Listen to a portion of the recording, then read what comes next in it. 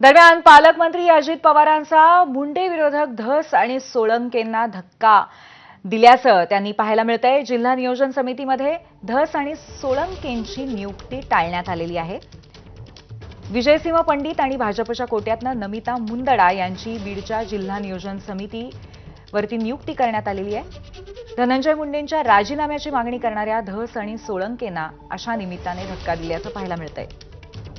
जिल्हा नियोजनाआधी अजितदादांचं हे राजकीय नियोजन सुद्धा आहे असं आपल्याला स्पष्टपणे पाहायला मिळतंय। तर एक महत्त्वाची आणखीन घडामोड बीड जिल्ह्यातनं पुन्हा एकदा पालकमंत्री अजित पवारांचा मुंडे विरोधक धस आणि सोळंकेंना धक्का बसलेला आहे आणि जिल्हा नियोजन समितीमध्ये धस आणि सोळंकेंची नियुक्ती टाळण्यात आली आहे। आपले प्रतिनिधी कृष्णा केंडे आपल्या सोबत आहेत। कृष्णा, सातत्याने कुठेतरी धनंजय मुंडेंना विरोध करणारे सुरेश धस आणि त्याचबरोबर सोळंके यांच्या या भूमिकेच्या दृष्टीने ती भूमिका कुठेतरी त्यांना महागात पडली असं यामुळे आपण म्हणायचं का?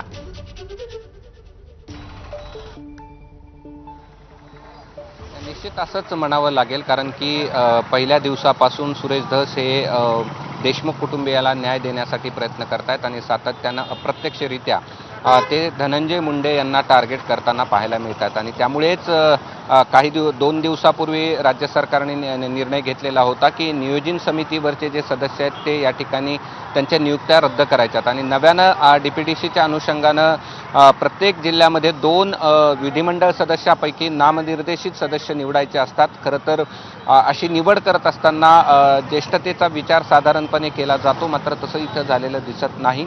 विजयसिंह पंडित जे पहिल्यांदाच या ठिकाणी आमदार झाले त्यांची नियुक्ती केली आहे, नमिता मुंदडा ज्या भाजपाच्या आहेत त्यांची नियुक्ती केली आहे। दुसरीकडे सोळंके आणि धस यांची मात्र नियुक्ती केलेली नाही आणि त्यामुळे जिल्ह्याच्या नियोजनाची सुरुवात अजित पवारांनी केलेली आहे का अशा प्रकारची चर्चा या निमित्तानं पाहायला मिळते आहे। पूर्वी धन्यवाद कृष्णा आपण दिलेल्या माहितीबद्दल। तर पालकमंत्री अजित पवारांनी अशा पद्धतीने सुरेश धस आणि सोळंके यांना धक्का दिलेला आहे।